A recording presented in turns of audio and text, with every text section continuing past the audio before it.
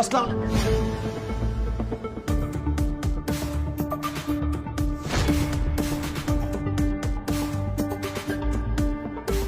তুমি কি এখানে দারোয়ানের কাজ করো? জি। ও, আমি হচ্ছে এই কোম্পানির নতুন জিএম। আজকে আমার ফার্স্ট অফিস ডে। আসি।